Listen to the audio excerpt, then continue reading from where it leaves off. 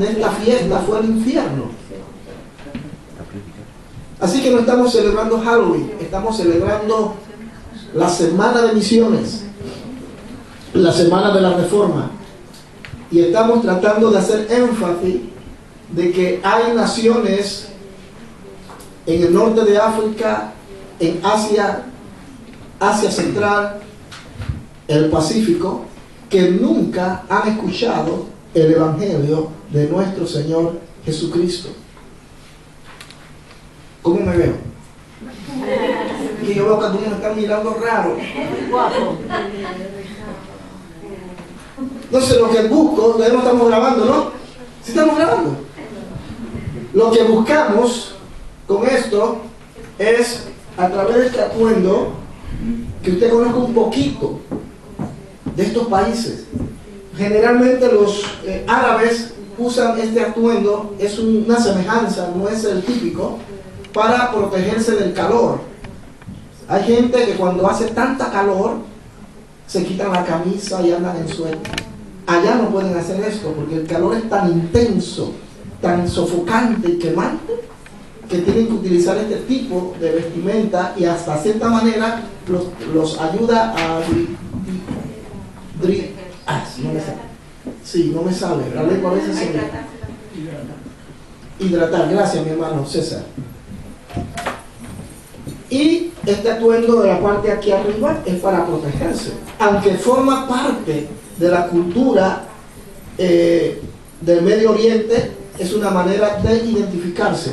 Este atuendo lo utilizaban los que vivían en esta parte de lo que se conoce como la media luna roja, que es lo que es los países árabes, los países colindantes con Israel y al Mediterráneo, cogiendo todo lo que es el norte de África.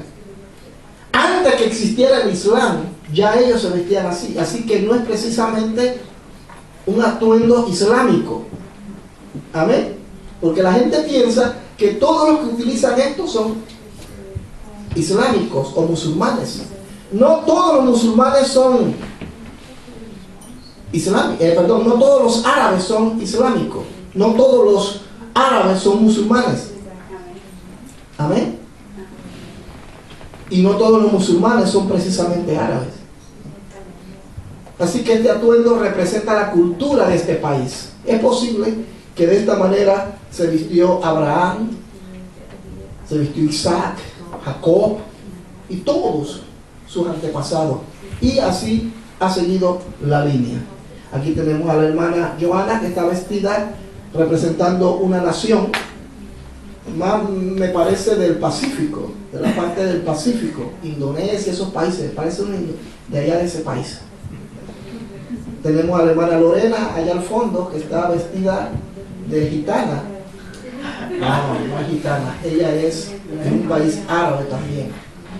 La idea era que todos viniésemos vestidos de alguna manera. Aquí tenemos a la hermana Suri, quien está vestida de de Marruecos.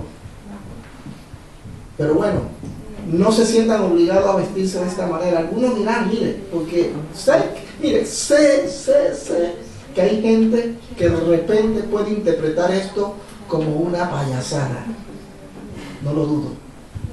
Pero mire usted, anoche, a partir de las 12 de la noche, ¿cómo andaba la gente vestida? De payasos. Yo fui a un almacén y cuando llegué, la que estaba atendiendo estaba vestida de muerta, la otra de bruja, y toda así descarnada por aquí. Y cuando yo entré, dije, ¡ah! Y ella se asustó conmigo. Digo, ¿qué cosa? Si ella es la que yo soy el que me debo asustar, ella fue la que se asustó de mí. Cuando uno trata de vestirse de esta manera para representar una cultura, mire, la idea, hermano, es que usted se identifique. Y cuando uno trata de hacerlo, algunos más consagrados, más santos, piensan que esto es una payasada. Pero permítame decirle, si usted es de los que piensa así, hermano, no es una payasada. Este no es un culto de disfraces, este es un culto especial de misiones, donde queremos que la cultura del oriental y de otros países que profesan el Islam puedan tener la esperanza de conocer la verdad. y que usted pueda mirarnos a nosotros. Así que yo soy panameño 100%, nacido en Panamá, así que no soy nada de lo que están pensando. Está muy guapa mi hermana. Mi hermana Zuli también. Vamos a nuestras Biblias en el libro de Romanos. Por cierto, no puedo meterme las gafas, pero vamos a ver cómo se llama. Es que no me puedo quitar el asunto. Ahí, vamos. Ahora sí. Yo me llamo Mohamed Al-Kadir. Salam aleikum. Aleikum salam. Usted responde aleikum salam. Yo vengo del Medio Oriente. La palabra del Señor dice en Romanos 10, capítulo 10, versículo 14 al 16 lo siguiente. Romanos 10, del 14 al 16. ¿Cómo pues invocarán a aquel en el cual no han creído? ¿Y cómo creerán en aquel de quien no han oído? ¿Y cómo oirán sin haber quien les predique? ¿Y cómo predicarán si no fueren enviados? Como está escrito, cuán hermosos son los pies de los que anuncian la paz, de los que anuncian buenas nuevas. Amén. Amén. También la pastora está vestida de japonesa, representando el Oriente Medio. Bueno, no el Oriente Medio, el Asia, Pacífico. Así que, tremendo. Bien, el propósito de nuestra misión como iglesia es proclamar que Jesucristo es Señor a toda tribu, a toda lengua, a toda raza. Esa debe ser nuestra misión y está muy bien establecida en las Sagradas Escrituras. Pare de contar. No existe otra razón, no existe otro propósito por el que proclamamos el Evangelio de nuestro Señor Jesucristo. Jesucristo tiene que ser exaltado y nosotros humillados. De manera que sea Él quien crezca, sea Él quien se manifieste y se dé a conocer por medio de nosotros a las naciones. Entonces, ese es el propósito de las misiones, proclamar a Jesucristo. Lo he dicho en muchas ocasiones y lo vuelvo a repetir. Y quizás sea un poco contradictorio para algunos, pero permítame aclarárselo. Pero nosotros no predicamos para que las almas sean salvas. Pero entonces, ¿para qué predicamos, pastor? Para que Cristo sea glorificado.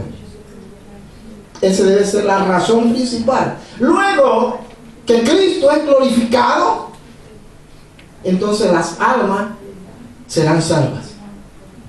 Es necesario que Él crezca y que yo mengüe. Cuando nosotros predicamos y tratamos de salvar a la gente, nos frustramos. Porque con nuestros esfuerzos no podemos jamás convencer a la gente para que venga Dios. Jamás lo vamos a lograr. Y cuando cuando logramos traer a alguien a los pies de Jesucristo, resulta que no está convencido por el poder del Espíritu de Dios, sino por nuestra psicología, por nuestra verborrea, por nuestro léxico, pero menos por el Espíritu de Dios. Y es allí entonces donde vamos a tener iglesias problemáticas, porque la gente no está convertida, sino convencida. Pero cuando nos ubicamos en el propósito de Dios, que Cristo sea glorificado, entonces Él, al ser glorificado a través de mi persona, Él me utilizará para que las almas sean salvas. Entonces debe salir con este concepto y esta idea bien clara. El propósito de la evangelización es que Cristo sea glorificado. Si la razón por la que predicamos es que Cristo no sea glorificado, entonces nuestro evangelio es en vano. Estamos predicando un evangelio intelectual, histórico, basado en emociones humanas. Pero cuando el evangelio es predicado basado en que Cristo es el centro y la razón de nuestra predicación, entonces, hermano, el éxito está garantizado. Como decía, el propósito de la predicación es que Cristo sea glorificado. Que los hombres confiesen y crean y sean salvos. Ahí mismo en Romanos, donde leímos hace un momento, capítulo 10, en el verso 9, mire lo que dice, un pasaje bíblico muy conocido por todos y deberían memorizárselo. Que si confesares con tu boca que Jesús es el Señor y creyeres en tu corazón que Dios le levantó de los muertos, serás salvo. Mire, ahí en ese verso bíblico están los tres elementos que les acabo de mencionar. En este caso, la segunda parte de la predicación del Evangelio es que los hombres confiesen. Ahí lo dice, verso 9. Que si confesares, si tú no eres capaz de confesar con tu boca que Jesús es el Señor y no crees en tu corazón, no puedes ser salvo. No puedes ser salvo. La pregunta es, ¿usted ha confesado y creído que Jesús es el Señor realmente? Ese Jesús que usted supuestamente y yo conocemos, ese Jesús tiene que ser presentado a las naciones. Pero antes, estemos seguros de que nosotros hemos tenido un encuentro con el verdadero Cristo. El Cristo que murió, resucitó y viene por segunda vez por su pueblo. Amén, hermanos. Y para que este ciclo, porque así se llama el tema, la dinámica misionera, y para que este ciclo, ya determinado por Dios, se cumpla, debemos hacernos la siguiente pregunta. Primero, ¿cómo pues invocarán? ¿Cómo creerán? ¿Cómo oirán? ¿Quién enviará? Son 4 preguntas que brevemente me gustaría desarrollar en esta mañana. Lo primero que tenemos que tratar y de establecer, queridos hermanos, respecto a la dinámica misionera, ¿ustedes me escuchan bien? Amén. La dinámica misionera es que hay naciones, hay pueblos, hay lenguas, razas, regiones indígenas que necesitan creer. Mire que no estoy hablando que necesitan ser salvos. Primeramente necesitan creer. Vámonos al capítulo 10 de Romanos, verso 14. ¿Cómo pues invocarán a aquel en el cual no han creído? Lo podemos leer todos juntos. ¿Cómo pues invocarán a aquel en el cual no han creído? Creído. No me quiero quitar las gafas porque luego que van a meterme. La dinámica del Evangelio consiste que la gente necesita creer. Pero nosotros la gente necesita ser salva. No, lo primero, necesitan creer. Hay millones y millones de personas, tanto en el norte de África, en el Asia Central, en Europa, en los países del Pacífico, como Filipinas, Hawái, y etcétera, etcétera, que necesitan escuchar el Evangelio. La población mundial, si no me equivoco, en este momento está en casi 7.000 millones de personas. Y de esos 7.000 millones de personas, solamente la China tiene 1.300.000 personas. Es decir, hermano, los chinos sí están cumpliendo lo que dice Génesis. Llenad la tierra, multiplicaos. Y se dieron cuenta que el asunto estaba serio y lanzaron una ley. El hijo único. No van a tener más chinitos. Estamos llenando este país demasiado. Hasta hace 3 días me enteré que nuevamente dieron la oportunidad de que tengan por lo menos 2 hijos más. Entonces, en la China, por mencionar un nombre, hay un alto porcentaje porcentaje de chinos que nunca han escuchado, pero primeramente nunca han creído. Nunca. Hablando un poquito de los musulmanes, lo hemos hablado durante toda la semana. Estamos hablando de que el Islam tiene casi 1300 años de existir y inició aproximadamente en el año 570 después de Cristo y arrasó con todo el norte de África y los países árabes, sobre todo en los países del norte de África, donde el evangelio había llegado, donde existió una iglesia floreciente. Pero por razones a las cuales no voy a entrar en detalle, algo sucedió y la iglesia fue barrida hasta el día de hoy. Estamos hablando países como Somalia, países como Sudán, Etiopía, países, ¿por qué no?, Siria, donde desde hace 1300 años está prohibido el cristianismo.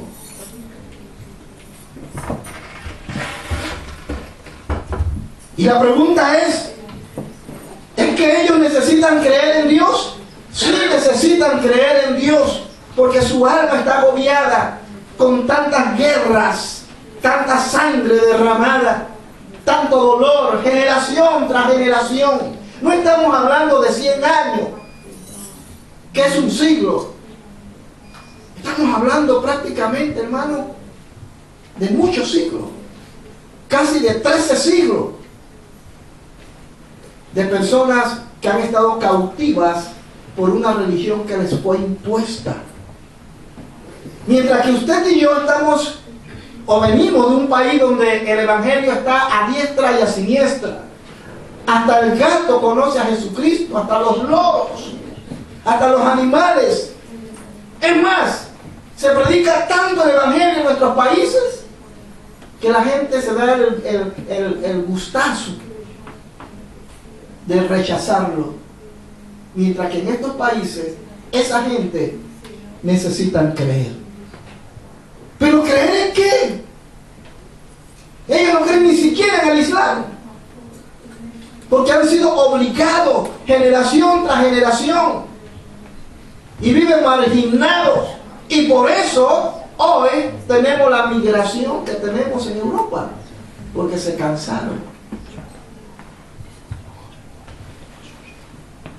¿Cómo pues invocarán a aquel en el cual no han creído? ¿Cómo van a invocar a Dios? Dice el apóstol Pablo. ¿Cómo van a invocar? ¿Cómo van a invocar para creer? Porque para creer se necesita una razón para creer. Pero la pregunta es, ¿qué razón tienen ellos para creer? ¿En qué van a creer si no tienen en qué creer? Y en lo único que pueden creer es en el Islam, y no creen en el Islam, exceptuando algunos, miles. Entonces el apóstol Pablo, de manera profética, dice: ¿cómo pues invocarán a aquel en el cual no han creído? Es decir, usted puede invocar a Dios, sea por bien o por mal, pero de alguna manera usted recibió el evangelio, lo recibió, lo escuchó desde niño y lo ha rechazado, pero lo escuchó y tiene la libertad y tiene la oportunidad para creer. Tiene la oportunidad para creer. No estoy hablando para ser salvo, para creer. Pero ellos no pueden creer, porque ¿en quién van a creer? Si lo único en lo que podían creer los ha destrozado, los ha destruido por miles de años. Y si siguen ahí en el Islam es porque no les queda otra. Entonces Pablo hace la pregunta: ¿cómo pues invocarán? Ellos no pueden invocar a Jesús, no pueden invocar a Dios, porque no conocen a Dios. conocen a un Dios llamado Alá. Y según la doctrina islámica, por lo que han enseñado durante siglos, Alá es un Dios fuerte, justo, pero duro. Y si a una mujer la encuentran en adulterio, la lapidan, la matan públicamente. Y podemos mencionarle muchos ejemplos. Ese es el Dios que ellos conocen. Entonces, ellos no van a clamar a ese Dios. Entonces, ¿cómo pueden clamar al Dios que usted y yo conocemos? ¿Cómo creerán? ¿Me estoy explicando, queridos hermanos? ¿Cómo creerán? La segunda pregunta que el apóstol Pablo continúa y dice: ¿y cómo creerán en aquel en quien no han oído? Primero, pues, ¿cómo invocarán a aquel en el que no han creído? Vuelvo a hacer un énfasis en esta última parte, porque de repente puede ser que algunos queden un poco confundidos. Es decir, hermano, para yo poder invocar la ayuda de una persona, yo necesito conocer a esa persona. Si yo, por ejemplo, estoy atravesando por un momento difícil económicamente y necesito pagar un dinero, pero el dinero que me dan me llega en un mes, yo no voy a pedir ese dinero a cualquier extraño, porque no lo conozco. Entonces, ¿a quién se lo voy a pedir? A alguien que yo conozco, o por lo menos que tenga una referencia. Voy a clamar a ese para que me ayude. Eso es lo que trato de decirles. Que esta gente está presa de este tipo de religión, no solamente del Islam, sino también del budismo, del hinduismo y de una serie de sectas religiosas que existen en el mundo. La única manera en que ellos pueden ser libres es que ellos crean. Amén. Pero para poder creer necesitan escuchar. ¿Y cómo van a escuchar? ¿Estamos? Pero entonces viene la segunda pregunta. ¿Y cómo creerán en aquel, cómo creerán en aquel de quien no han oído? Esta sería la segunda parte de la dinámica de las misiones. Necesitan oír. Necesitan oír. Primero, necesitan creer. Pero ¿cómo van a creer si no han oído? Entonces, ahí viene lo segundo. Necesitan oír. Y para que usted escuche, ¿qué necesita? Que alguien les hable, o por lo menos escuchar a través de la radio, clandestinamente, el mensaje del pastor de Bruselas. O ver la televisión. Por lo menos digo, vaya, no hay iglesia aquí, pero puedo escuchar por la radio y por la televisión, vía satélite. Pero aún así, en estos países está prohibido. Cualquiera que se conecte por internet para escuchar algo nuevo, porque necesitan creer en algo, inmediatamente son interceptados. No se les permite. Yo les comentaba que en Marruecos, un lindo país por cierto, yo no he estado, pero me lo han dicho porque mis peluqueros son de Marruecos, son buenísimos amigos. En estos días me dice uno de ellos, Mohamed se llama, Mohamed la lengua, y Mohamed me dice: ¡oh, Tomás, amigo! Ya son 10 años con nosotros. Digo, 10 años, Mohamed.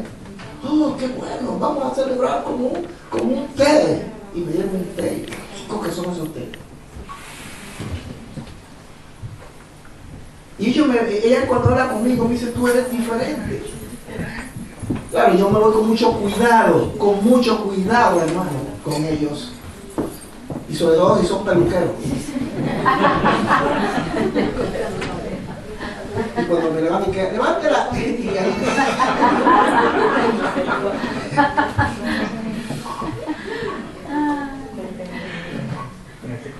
Amén, hermano. Necesitan oír. Entonces, en estos países de Marruecos, de la India, del Oriente Medio, es difícil que ellos escuchen, porque en el momento que se conectan por internet, inmediatamente son, hermanos míos, interceptados y posiblemente muertos por causa de escuchar algo diferente. Porque miren, esto es lo maravilloso, que Dios mismo está creando hambre en ellos.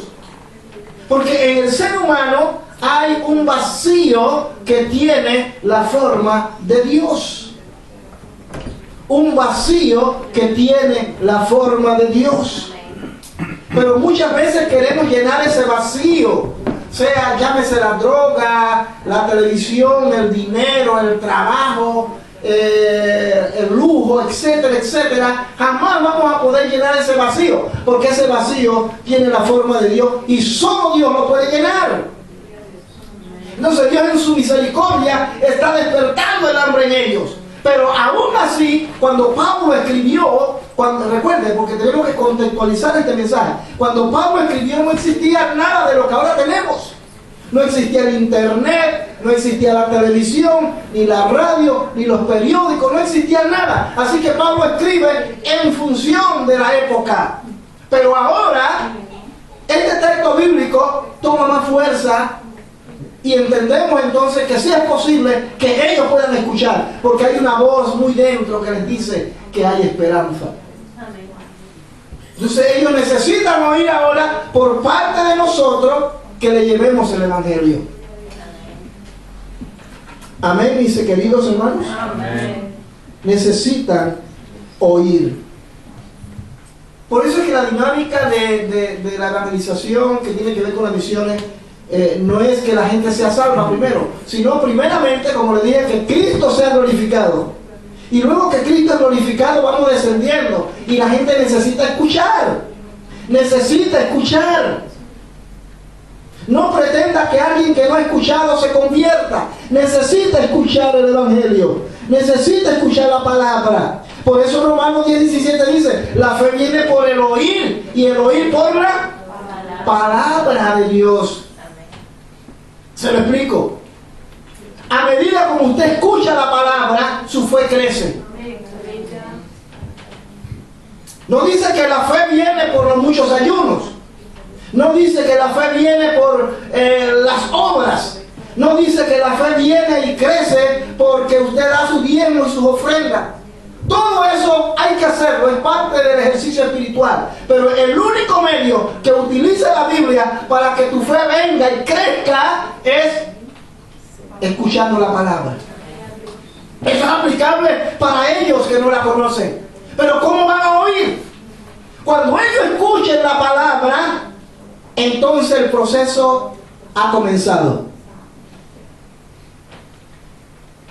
Por eso es que yo he dicho que cuando evangelicemos a las personas, no tratemos de convencerlas. Yo era uno de esos. Voy a cambiar el turbante, ¿sabes?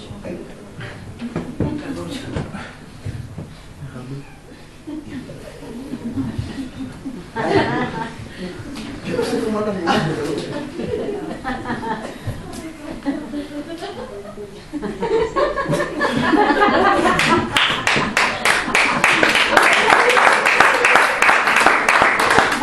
Joana está feliz. Ella es la directora de misión. Ella es la que está encargada de todo esto.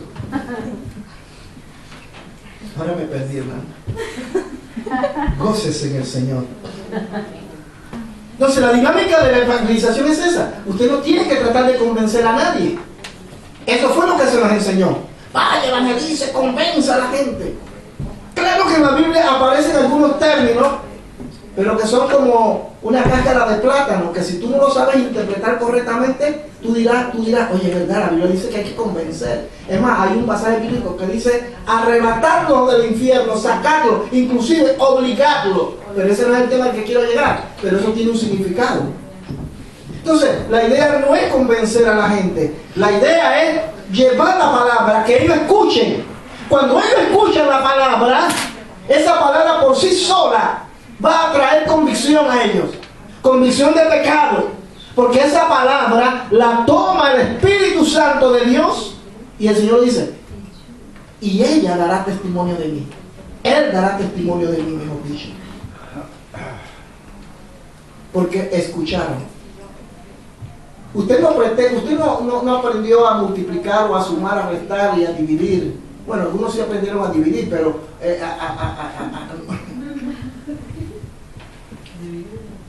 usted no aprendió a multiplicar ni a sumar de la noche a la mañana. Usted tuvo que aprender. Fue un proceso, ¿sí o no? Fue un proceso. Fue un proceso. Desde niñito le enseñaron 1 más 1 es 3. No, 1 más 1 es 2 hasta que te lo grabaste. Y tienes un código de los números, de toda una estructura de la matemática. ¿Me explico? Pero porque tú lo escuchaste y eso entró y eso quedó para toda la vida. Para toda la vida. De igual manera, cuando la palabra es escuchada y es oída por los hombres, como usted y yo que la escuchamos, esa palabra va a tener un efecto en su vida y en las vidas de aquellos que necesitan a Cristo. Para bien o para mal. Esperemos que sea para bien. ¿Por qué digo para mal? Porque la palabra de Dios entra en el corazón de los hombres. Y si los hombres, y ese es el otro punto que vamos a entrar, la aceptan, Dios comienza a hacer la obra. Pero si la rechazan, hermano, simplemente la palabra no regresa vacía. O regresa haciendo justicia o trayendo juicio. Por eso cuando usted escucha la palabra o escuchó el evangelio por primera vez, usted ya no es un inocente. Un día usted estará frente a Dios y tendrá que darle cuenta a Dios de lo que hoy se está predicando aquí. No tendrás excusa. Pero hay gente en la Amazonas, hay regiones en la Amazonas donde existen tribus, y lo hablé el día martes, si no me equivoco, existen lugares donde esas tribus están detenidas en el tiempo, congelados en el tiempo. Cuando los españoles llegaron, hace aproximadamente 500 y tantos de años a América Latina, esas tribus ya existían, pero ellos no fueron asimilados por los españoles. Es más, ni siquiera los españoles los descubrieron y se mantuvieron hasta el día de hoy. De hecho, hace aproximadamente 1 mes y medio, 2 meses, descubrieron una nueva tribu entre el Brasil y el Ecuador, creo que es. Y cuando los vieron, eran gente que estaban vestidas y actuaban como si tuviesen 500 años atrás, o quizás más. Pero aún esa gente, hay una conciencia que le da testimonio que existe un creador de las cosas, que ellos de alguna manera adoran y que no es correcto.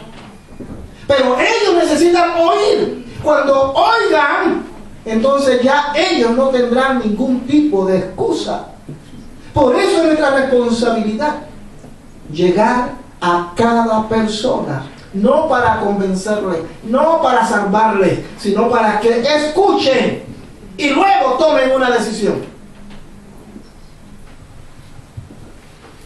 Amén. Viene lo tercero. ¿Y cómo oirán sin haber quien les predique? Lo primero era, necesitan creer. Pero ¿cómo van a invocar a aquel del cual no han oído? Segundo, necesitan oír. ¿Y cómo creerán en aquel de quien no han oído? Más claro no puede estar, ¿verdad que sí? ¿Cómo esperamos que crean si no han oído? Y lo tercero, dice el apóstol Pablo, que necesitan que se les predique. Miren lo que dice el verso 14 al final. ¿Y cómo oirán sin haber quien les predique? Aquí entonces entra la dinámica de la iglesia. Aquí entra usted y entro yo. La iglesia tiene la responsabilidad de proclamar a Jesucristo a las naciones. Es más, me voy a quitar esto porque estoy dando demasiado calor, hermano.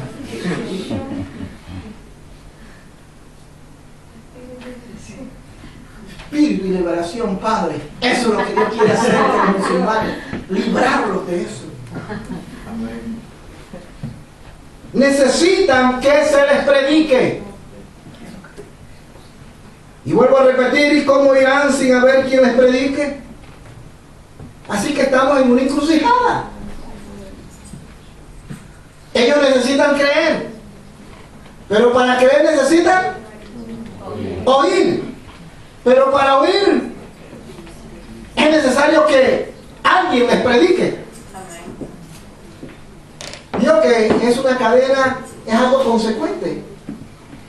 ¿Cómo van a oír si no hay quien les predique? Queridos hermanos, la iglesia tiene una gran responsabilidad. Y por ello yo hoy quiero hacer énfasis, y perdónenme si soy un poco duro, pero permítanme decírselo, esto va con todo, incluyéndome a mí mismo. Pero muchas veces estamos más entretenidos entre nosotros, preocupados de nuestros problemas, preocupados que el pastor no me saludó, como lo he dicho en muchas ocasiones, preocupados porque nadie me llamó en la semana, preocupados porque nadie me quiere, no voy a la iglesia. Vivimos discutiendo tonterías, trivialidades, como, oye, vamos a discutir teológicamente cuántos ángeles puede sostener un alfiler. Alfiler. ¿Saben qué es un alfiler? Una aguja. Que si la mosca cayó en el agua y si la mosca se santificó o no se santificó. Mire, hermano, esto que le estoy ilustrando sucedió en el siglo pasado, en siglos pasados, donde la iglesia se pasaba peleando en tontadas como esta. Actualizándolo, hay tanta necesidad en el mundo y nosotros vivimos metidos en nuestro egoísmo. ¿Cómo esta gente va a escuchar el evangelio si no hay quien les predique?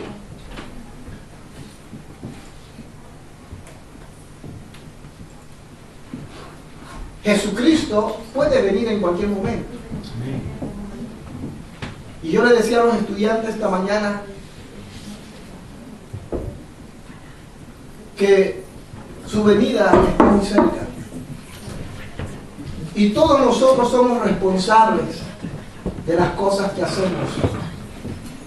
Es verdad, es muy cierto que nosotros no podemos convencer a la gente de pecado. Es cierto que no somos salvos por obras, sino para buenas obras. Pero un día estaremos delante de Él y Él nos va a pedir, nos va a exigir respuestas. Usted es responsable, queridos. Esto no es para meterle miedo a nadie, tranquilo. Somos responsables. Es como que Zuli me encargara a sus hijos. Hermano, eso está serio. Incluyendo a Sara. Hermano, si yo una vez me quedé con ellos solos, no la última vez anterior, y me durmieron,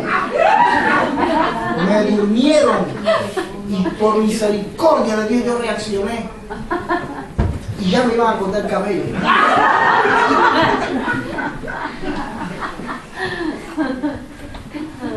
Es decir, ¿qué trato de decir con esto? Es para que se ría. ¿Qué trato de decir con esto? Que Dios nos ha hecho responsables de este mensaje, la palabra. Nos ha hecho responsables de que esa palabra sea predicada a cada persona de estas regiones que le estoy mencionando. Si a Sara, a Tyrone o a Isaac le hubiese pasado algo, por más que me ame Zuli y me quiera y me dé sancochito de gallina y todo, ella, hermano, y no la culparía, ella quizás no hablo de que no me perdone, pero ella me va a exigir explicación, pastor. ¿Por qué se comieron toda la comida y me dejaron sin nada a mí? Primero, hermana, que empezando con el pastor, estábamos mal. Pero vamos a ponerlo más serio. Vamos a sacar a los niños de Sur y vamos a utilizar un caso hipotético. Que Juana me entregue a su hijo, pastor, cuídeme a mí. Y que yo digo, sí, no se preocupe. Y de repente el niño se me suelta porque yo estaba jugando en el internet, jugando con el juego de internet ahí. Y el niño se salió a la calle y lo atropelló un auto. ¿Cómo usted cree que va a reaccionar la madre? ¡Irresponsable! ¡Eres un irresponsable! Por tu culpa, mi hijo está muerto. Te lo dije, te lo advertí, te lo solicité, pero no me hiciste caso. No hay perdón. Hermano, Dios nos ha entregado su palabra, nos ha encomendado su palabra y nos ha encomendado que esa palabra sea predicada a las naciones. Si usted y yo no lo hacemos, un día estaremos frente a Él. Si es que usted ha tenido un encuentro genuino con Jesucristo, repito, si usted ha tenido un encuentro genuino con Jesucristo, usted, hermano, entonces llevará esa palabra a esos necesitados. Pero si usted no ha tenido a Cristo como el Señor de su vida y vive una religiosidad y una mentira, porque lo he dicho, en la iglesia hay tres tipos de creyentes: los que creen que son cristianos, los que se pierden y los que son salvos. ¿En qué grupo está usted? Porque hace buenas obras. No, yo ayudo a la gente, yo hago esto, hago lo otro. Pero vives haciendo más de 5 diabluras. Y mientras que la gente se está perdiendo, porque tú no estás cumpliendo con tu labor. Pastor, pero yo no puedo ir. No estoy hablando de que vayas. Hay maneras. Oración. ¿Cuánto oran por esas naciones? ¿Cuánto oran por esas naciones? ¿Cuánto toman un tiempo para decir, Señor, ayuda a esos sirios, Padre, envía misioneros, envía gente, Señor, clamar por ellos, de verdad? Mire, da temor decirlo, pero me huele que muchos no lo hacen. Y Dios no te está demandando que vayas. Claro, si puedes ir, ve. Si hay una plataforma de envío y una plataforma de recibo que te reciba ya, perfecto. La iglesia te bendice y la iglesia hace un esfuerzo para apoyarte económicamente. Pero si no puede darse eso, por lo menos ora.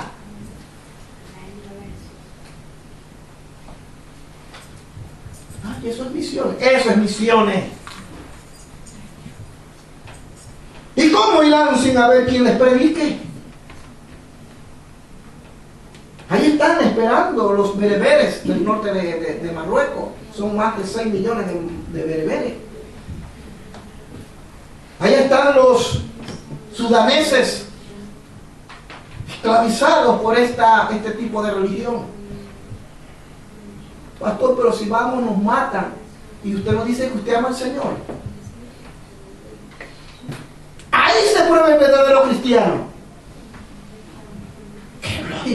Es lógico que yo personalmente no permitiría que ninguno de ustedes se metiera en ese lugar donde, hermanos, todo cristiano visto, cristiano muerto.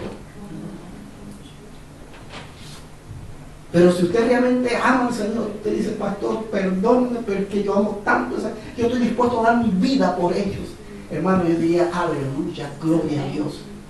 Pero la pregunta es si muchos de ustedes ni siquiera quieren venir a la iglesia los días de semana. Ay, que está lloviendo, ay, que nevó, ay, que el sol, ay, que aquello, ay, que el verano, ay, que la vacance. Alabado sea el Señor. Alabado sea el Señor. Denle un aplauso a Él.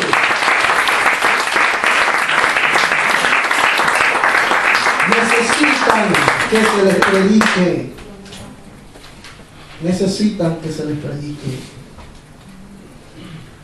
Y finalmente el apóstol Pablo toca una última pregunta. Y esta pregunta tiene que ver con el ir. Estamos en el versículo 15 del capítulo 10 de Romanos. Y Pablo dice en el verso 15, ¿y cómo predicarán si no fueren enviados? Así que tenemos una necesidad de que ellos crean. Segundo, Pero para poder creer, ellos necesitan ¿qué? Oír. Pero para que puedan oír, se necesita que alguien les predique. Pero para que alguien les predique, se necesita que alguien sea enviado. Gloria a Dios por eso, amén. Esto no saca amén a nadie. Como decía un pastor amigo mío, pida un amén prestado por lo menos. Pero si yo comienzo a hablar de prosperidad, comienzo a hablarle de unción, comienzo a hablarle de aquello, lo otro, y no dice, gloria a Dios, lo tomo. Que no es que sea malo, pero cuando se trata de temas donde somos confrontados y donde la palabra de Dios nos presenta las cosas tan crudas como son, hermanos, nadie dice amén, porque decir amén es comprometerme. Y como todo el mundo me mira, mejor no digo nada. Y es como algo colectivo, todo el mundo está en lo mismo, mejor no digo nada. Y el que dice amén, gloria a Dios. Necesita que alguien vaya por ellos. La iglesia es la enviadora, es la cobertura. Ya sabemos que ellos necesitan que se les predique, pero ahora se necesita el personaje, la persona que tiene que ir. La persona que tiene que ir. Yo recuerdo cuando yo era un niño, bueno, no tan niño, tendría unos 12 años, y mi abuela me decía, muchacho, tienes que ir a tal lugar a buscar una yuca. Bueno, una yuca, ¿sabes lo que es una yuca? Pero déjenme utilizar un término que todos conozcan, pues, que era yuca, pero no, realmente algo que conozcan todos. Ve a buscar un sancocho. Y yo decía, yo voy dispuesto, yo sí voy, pero mi abuela me decía, pero recuerda que tienes que pasar frente al cementerio. Ay, hermano. No, pégueme, haga lo que quiera, pero yo no voy. Es algo parecido. Todo el mundo está animado en predicar el Evangelio. En un determinado momento todos queremos, pero cuando somos confrontados con la realidad, entonces comienzan los problemas. Estamos en la parte final de este mensaje y quiero que pongan mucha atención. El lugar secreto, que es el lugar donde ustedes se encuentran, que de secreto no tiene nada, es una iglesia 100% misionera. Nosotros somos misioneros. Fuimos enviados de Panamá por una misión llamada Asamblea de Dios, con la que actualmente trabajamos. Ellos, junto con la iglesia, nos sostienen económicamente. Bueno, ese es un decir. Y ellos nos enviaron a nosotros, y aquí Dios nos ha permitido durante 13 años, ya casi 14, nos ha permitido, Dios, atención, Dios de levantar algunas congregaciones. En Suiza empezamos en el 2002. Dios levantó un pueblo en Suiza. Bendito sea el Señor. ¿Recuerda, hermano Luis? Usted estuvo ahí en esa primera evangelización. Y andábamos por las calles evangelizando, repartiendo literatura. Yo recuerdo que no teníamos nada. Claro, ya en el año 94 yo había incursionado por primera vez a las misiones y fui a Suiza, y Dios me permitió dirigir un grupo conformado por africanos, italianos y suizos. Y se levantó un grupo. Por mi partida yo entregué el grupo a la iglesia de Ghana, que es la iglesia más fuerte a nivel internacional en Suiza. Pero en el año 97 volví nuevamente a Europa, y Dios me permite levantar otra congregación, o mejor dicho, me permite no, Dios levanta otra congregación. Y en ese año yo estuve en Bélgica, tuve 2 meses en la iglesia, aquí en Bélgica, la iglesia latina, y Dios permite levantar una nueva congregación que hoy existe. Es la primera iglesia hispana en Basel. Pero luego regreso a Panamá y conozco a mi esposa. Nos casamos. Dijimos, nos vamos para Suiza de nuevo. Pero yo digo, un momento, esperen. Y no fue sino en el 2002, del 98 que nos casamos, en el 2002, Dios dice, ahora partan. Y salimos para Suiza. Estuvimos un tiempo en Bruselas y luego nos fuimos a Suiza. Ahí no teníamos nada. Ríate tú. Mi esposa no conocía Suiza, no conocía nada. Y ahí empezamos, 3 meses, 2 meses y nada, hermano. Salíamos a la calle como como dos figuras sonámbulas por ahí buscando. Y dice, ¿dónde hay latino? Nada. Y Dios dice, tranquilo, yo los traje con un propósito. Y comenzamos a entregar literatura en la calle o a meter en el buzón. Y así comenzaron la gente a llegar y Dios levanta otra congregación, que es la iglesia, en ese entonces se llamaba el CMI, Centro Misionero Iberoamericano Luz a las Naciones. Por razones que no voy a entrar en el detalle, tuvimos que salir. Pero ¿qué trato de decir con todo esto, hermano? Teníamos que hacer un trabajo pionero, teníamos que hacer un trabajo de evangelización, consciente de que Dios era el que nos había llamado y Dios era el que nos sostenía y Él era el que nos daba la palabra, nos entregaba la palabra para que nosotros se las entregásemos a otros.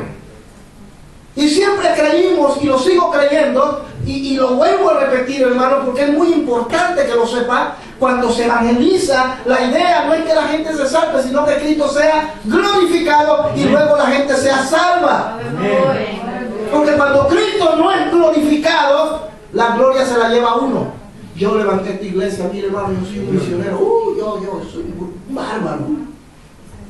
Yo soy un bárbaro, yo hermano, pionero en Europa. Y viviría llenándome la boca de gloria. Pero cuando Cristo es la razón y la piedra angular de lo que yo predico, Jesucristo será glorificado. Amén. Y luego cuando Cristo es glorificado a través de mi vida y a través de la vida de los que escuchan, ellos van a tener un encuentro con Él. Mi predicación no es mía. Este mensaje no es mío. El mensaje que usted entrega no es suyo. Entiéndalo. No adultere, ni altere, ni quite, ni ponga una palabra que Dios no le dio. Yo tengo mucho cuidado en eso. Que Dios me dijo, que Dios... No, atención. Dios a mí no me ha dicho nada. Yo lo único que te digo es algo tan lógico que lo que te estoy diciendo, que creo que esto no es correcto. Dios no necesita decírmelo. A menos, porque lo hace, Dios lo hace, Dios se manifiesta y habla. Y usa a sus siervos cuando dicen amén. Amén. Pero cuando yo predico el evangelio consciente que lo que estoy hablando viene de Dios, yo no voy a añadir ni a quitar nada. Amén. Ese es el problema que tenemos hoy, que el mensaje de la cruz ha sido diluido, adulterado, y muchos por eso no quieren creer. La iglesia es la enviadora, es la cobertura. Yo sé que de aquí, en un futuro, posiblemente saldrán misioneros. Pero a mí no me preocupa que vamos a mandar misioneros. Ay, no, a su tiempo. A su tiempo. Nosotros tratamos de ser equilibrados. Predicamos de misiones, predicamos de la santidad, predicamos del amor, predicamos del evangelismo, predicamos de aquello, de lo otro, de todo un poco. Porque eso es el evangelio. El evangelio es total. Se debe hablar de todo, pero como esta es la semana de misiones, estamos haciendo énfasis en ello. La iglesia es la que capacita, es la que prepara al que va a ser enviado.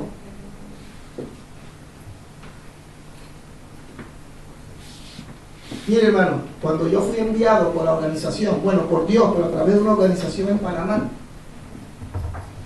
la primera vez que me monté en uno de esos pájaros de acero, enormes, era tan ignorante, no tenía experiencia, y recuerdo que un amigo me dijo, cuando montes el avión, cómprate un poco de chicle, porque se te van a reventar los oídos. Y yo de tonto voy y me compro como 10 cajetas de chicle árabe. Y comencé a comer chicle como loco, porque decían que se me iban a estallar los oídos, cosa que nunca sucedió.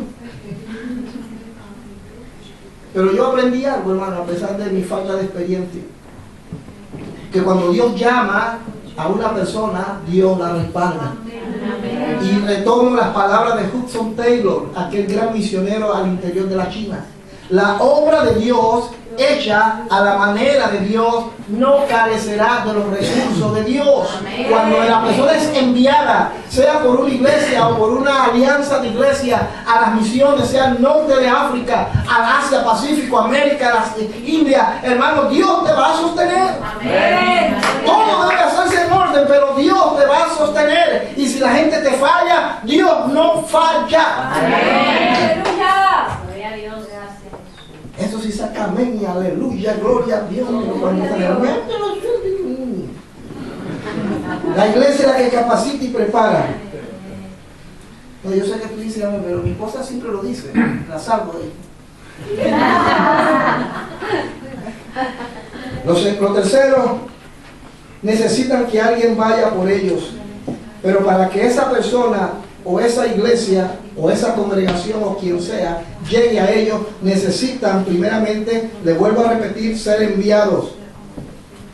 A mí lo que me llama la atención es que mucha gente, ojalá entre ustedes no existan estos elementos. Yo no puedo decir que porque dicen eso están en pecado, por favor, Dios me libre. Pero mucha gente se titula que son misioneros. Yo soy misionero. Ah, sí, sí. ¿Y cómo fue eso? Cuénteme.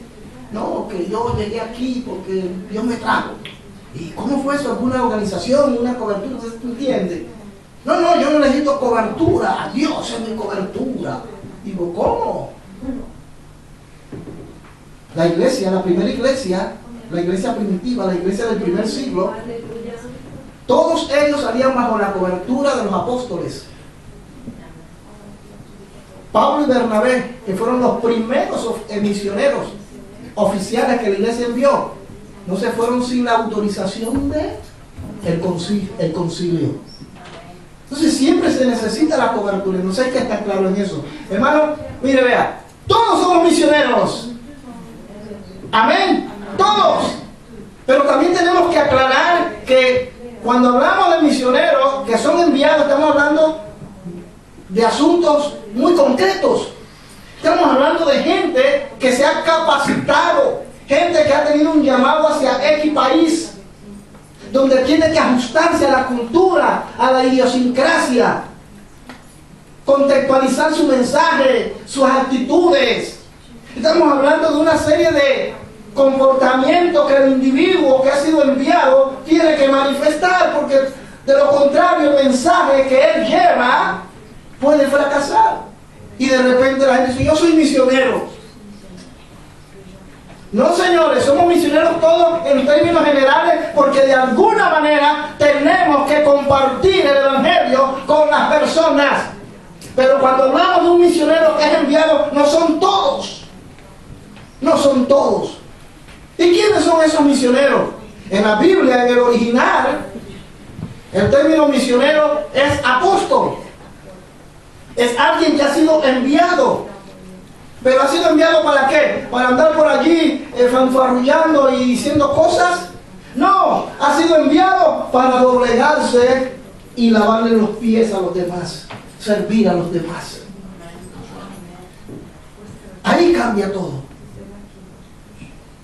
Entonces ellos necesitan que alguien vaya, y la iglesia es la que le va a enviar.